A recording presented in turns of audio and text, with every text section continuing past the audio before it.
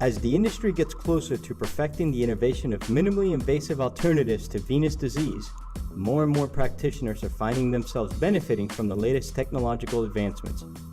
Best Vein Care Editor-in-Chief Victor Stragato meets Venus Technologies President and CEO Brian Farley and speaks to him about his agenda for the future of Venus, next-generation improvements, and why practitioners and patients stand to benefit from Venus's global brand awareness. Thank you for taking the time to meet with us today. I want to decode the DNA of success with your company. Well, Venus has been around for 14 years, and we were very fortunate to, from the very beginning, decide to focus on treating patients with venous disease. Menlo Ventures was a venture capital firm that decided they were willing to put some seed capital into this idea, and I came on as the first employee back in 1995.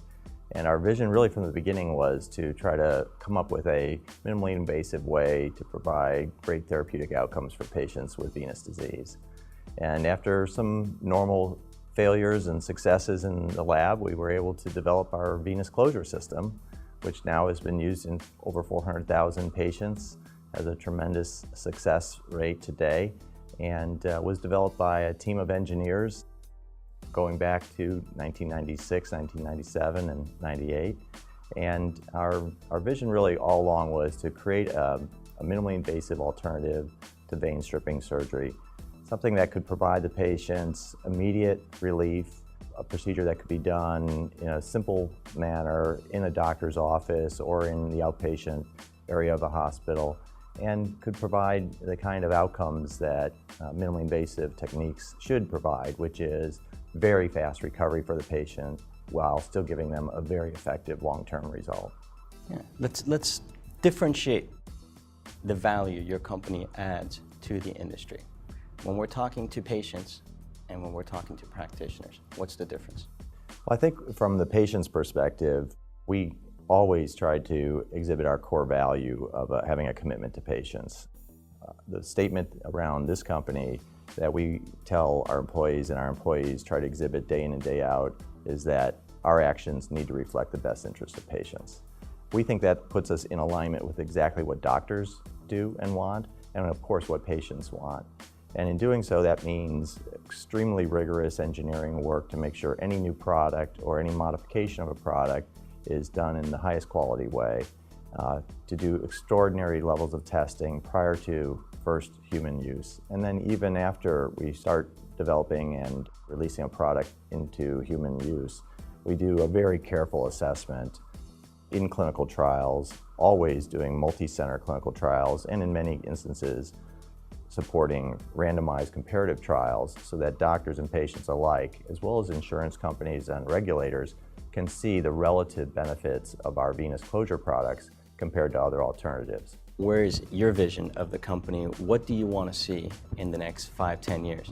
Our company has focused on such a large area of medicine that has been relatively untapped or hasn't really received the focus of most larger healthcare companies. And so our plans are really to remain focused, to continue to provide better and better products for both doctors and patients who have venous reflux disease. How do you see the U.S. government's role? Well, the U.S. government, and in particular the FDA, is, I think, a relatively small player in this equation here in the United States for a couple reasons. Our products and those of our competitors are generally approved through the FDA, actually through what's called a 510(k) clearance. And this is not so much approval, but a clearing decision that allows the products to be marketed. It's not a substantial barrier. We believe it's important following any 510(k) clearance by the FDA to do a substantial amount of post-market clinical studies so that we can demonstrate very clearly for doctors and patients just exactly how effective and how safe the products are. The government, in particular Medicare, does set reimbursement levels, and this is important, but in our instance, most of the patients who get treated are below Medicare age. In fact, we estimate that approximately 10 to 15% of all the patients that are treated with our products or with any endovenous therapy are of Medicare age. So although Medicare sets reimbursement levels that serve as a benchmark for private insurers like the Blue Cross Blue Shield plans of the country, they really are at that level and not really the definitive decision makers with respect to what reimbursement levels are established at. Where do you see technology going? Have we reached the plateau? We've never reached the plateau, and we never will. If we're not constantly innovating here at this company, then we know that somebody will leapfrog past us. So our goal as a company is no matter how good of a product we have out there, no matter how well we've refined the medical procedure, we will always have in our research and development labs the next generation improvements underway. Very well. Back to the question about decoding the DNA of the success of your company. What makes it different? Well, I think VNUS is different in a couple ways. One is that we are very clinically oriented. Every employee here is given a very strong orientation about not only our business, but about the choices that doctors and patients have today. We put our sales force through a very rigorous clinical training process, and we require them to be clinically certified before they can go out and be an educator of medical staff. But we also have a very goal-focused organization here. My philosophy is that we don't necessarily swing for the fences and look for home run ideas and home run plans. We do all the little things really well, and it adds up to be a really big result at the end of the day. And paying attention to those details are really part of what this company is all about, and setting goals that are really in good alignment with what our doctors and patients would want and what's also good with the business. And we find that to be the right way to operate.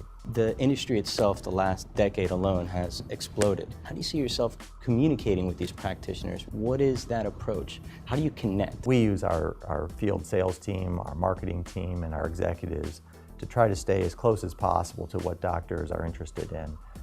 We're out there every day with a field force of approximately 70 people in the United States, and when we augment that with our marketing team, we do feel that we're close to the customer, and it's critical for us to, however, assume nothing. So periodically we survey customers. We go through a process every year in which we specifically poll both doctors who may be on an advisory board for us or the regular user customers who have needs that could be different.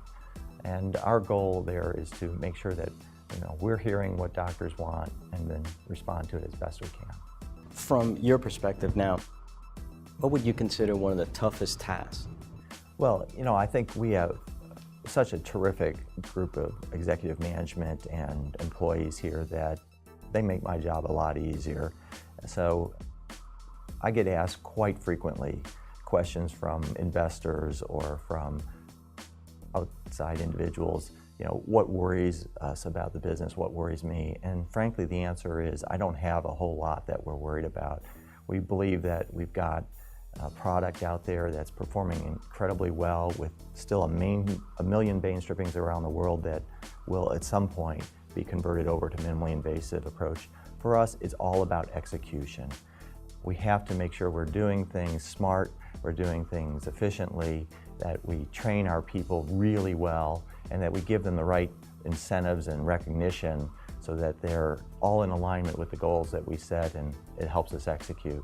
We have such a tremendous opportunity in front of us to convert vein stripping to radiofrequency vein ablation and essentially relieve these patients' symptoms overnight and allow them to return to normal activities right away. That for us, maybe the biggest challenge is just to reinforce how big the opportunity is and to stay focused. When a company like VNUS gets as big as we are now, we have about 320 employees. Last year we sold about $100 million worth of product, and we are now on a path to being substantially larger than that. We frequently get the question of should the company diversify and start doing other things? And we've asked ourselves that question, and we keep coming back to the same answer, which is no, stay focused, do what we can to help this field be as good as it can be and penetrate and convert as many vein stripping surgeries over to our product. That's really what's going to help our business, and it's going to help patients. Mr. Farley, I want to thank you for taking the time to meet with us. You've been very gracious inviting us here to VNUS and sharing this information with us. Thank you so much. Thank you. It's my pleasure.